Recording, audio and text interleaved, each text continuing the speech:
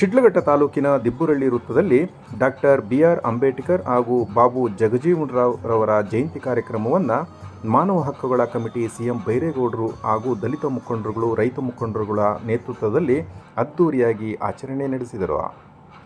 ಮಾನವ ಹಕ್ಕುಗಳ ಕಮಿಟಿ ರಾಜ್ಯ ಸಂಸ್ಥಾಪಕರಾದ ಸಿಎಂ ಬೈರೇಗೌಡ ಮಾತನಾಡಿ, ಸಂವಿಧಾನದ ಮೌಲ್ಯಗಳನ್ನು ಕಾಪಾಡುವುದು ಪ್ರತಿಯೊಬ್ಬರ ಕರ್ತವ್ಯವಾಗಿದ್ದು, ಸಮಾನತೆ ಮತ್ತು ನಾಯಕತ್ವಗಳನ್ನು ಜೀವನದಲ್ಲಿ ಅಳವಡಿಸಿಕೊಳ್ಳಬೇಕು ಎಂದು ಕರೆ ನೀಡಿ, ಜಿಲ್ಲಾದ್ಯಂತ ನಿರ್ಗತಿಕರಿಗೆ 10,000 ಮನೆಗಳನ್ನು ನೀಡುವ ಗುರಿ ಹೊಂದಿದ್ದು, ಈಗಾಗಲೇ 500ಕ್ಕೂ ಹೆಚ್ಚು ಮನೆ ನಿರ್ಮಾಣ ಸಾಮಗ್ರಿಗಳನ್ನು ನೀಡಲಾಗಿದೆ. ಒಂದು ತಿಂಗಳಲ್ಲಿ 3 ಪಂಚಾಯಿತಿ ಮಟ್ಟದ ಗ್ರಾಮಗಳಲ್ಲಿ 300ಕ್ಕೂ ಹೆಚ್ಚು ಮನೆ ನಿರ್ಮಾಣಕ್ಕೆ ಆದೇಶ ಪತ್ರಗಳನ್ನು ನೀಡುತ್ತೇನೆ ಎಂದು ಸಾಂಕೇತಿಕವಾಗಿ ಇಂದು ವೇದಿಕೆ ಮೇಲೆ 5 ಜನರಿಗೆ ಆದೇಶ ಪತ್ರಗಳನ್ನು ನೀಡಿದರು.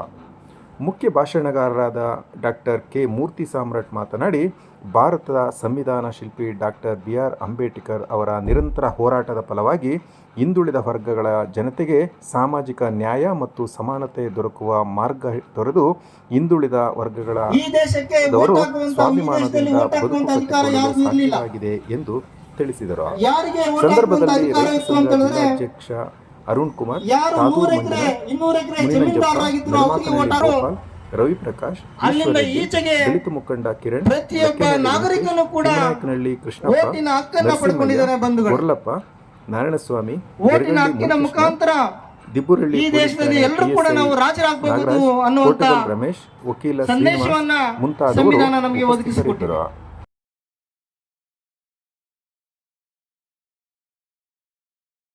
ಮುಂಚೆ ಈ ದೇಶವನ್ನ ರಾಜಪ್ರಭುತ್ವಗಳು ಆಳ್ವಿಕೆ ಮಾಡ್ತಾ ಇದ್ರು.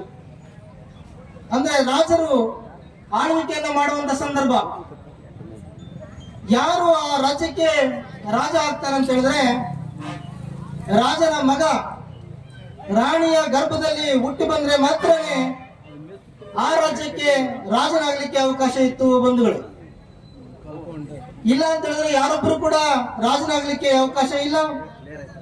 ಆದ್ರೆ ಈ ದಿನ ಒಬ್ಬ ಟೀ ಮಾಡುವಂತ ವ್ಯಕ್ತಿ ಕೂಡ ಪ್ರಧಾನಿ ಆಗಿದ್ದಾರೆ, ಒಬ್ಬ ತಳ ಸಮುದಾಯದಲ್ಲಿರುವಂತಹ ವ್ಯಕ್ತಿ ಕೂಡ ಮುಖ್ಯಮಂತ್ರಿಗಳಾಗಿದ್ದಾರೆ, ಹಿಂದುಳಿದ ವರ್ಗಗಳಿಗೆ ಸೇರಿದಂತ ವ್ಯಕ್ತಿಗಳು ಕೂಡ ಈಗ ಮುಖ್ಯಮಂತ್ರಿಗಳಾಗಿದ್ದಾರೆ.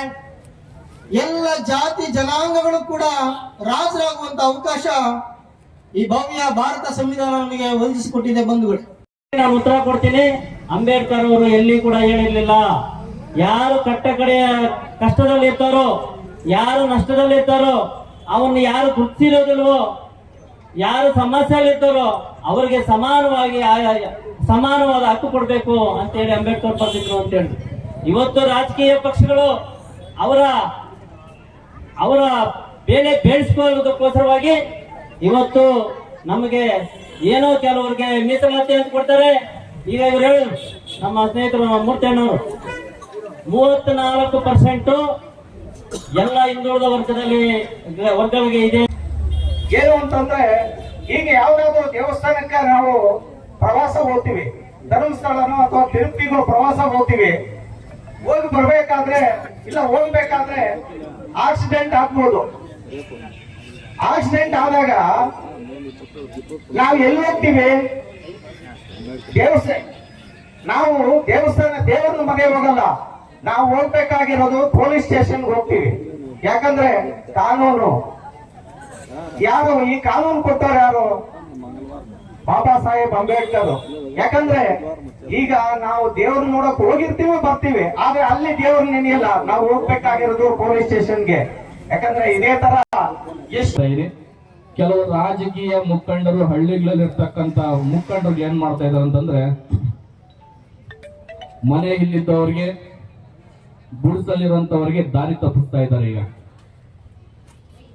ರಾಜಕೀಯ ಊರಲ್ಲಿರ್ತಕ್ಕಂಥ ಕೆಲವು ಮುಖಂಡರುಗಳು ಏನಪ್ಪಾ ಅಂತಂದ್ರೆ, ಅವರು ರಾಜಕೀಯ ಇಳಿತಾ ಇದ್ದಾರೆ. ನೀವು ಅವ್ರ ಹತ್ರ ಅವ್ರ ಸೌಲಭ್ಯನ ತಗೊಳಕ್ ಹೋಗ್ಬೇಡ್ರಿ, ಅವ್ರ ರಾಜಕೀಯಕ್ಕೆ ಮುಂದೆ ಬರ್ತಾ ಇದ್ದಾರೆ, ನೀವೇನಕ್ಕೆ ಮನೆ ಹಾಕ್ಸ್ಕೊಂತ ಇದ್ರ ಅಂತ ಕೇಳಿ ಜನಕ್ಕೆ ಸಲಹೆ ಕೊಟ್ಟಿದ್ದಾರೆ. ಹಂಗಾಗಿ ಕೊಟ್ಟಿರ್ತಕ್ಕಂಥ ಅರ್ಜಿಗಳು ಸಹ ವಾಪಸ್ ಕೊಡ್ಸ್ಕೊಂಡು ಹೋಗ್ತಾ ಇದ್ದಾರೆ.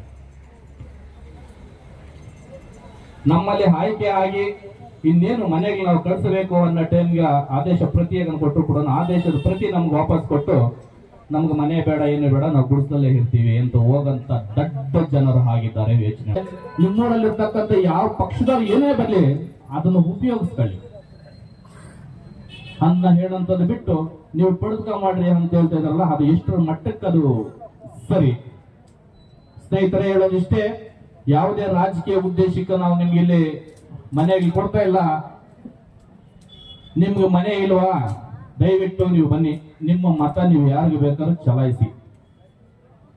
10 ವರ್ಷಗಳ ಕಾಲ ಜಿಲ್ಲಾದ್ಯಂತ 10,000 ಮನೆ ನಿರ್ಮಾಣ ಮಾಡ್ತೀವಿ. ಈಗಾಗಲೇ ಪಣ ತೊಟ್ಟಿದ್ವಿ.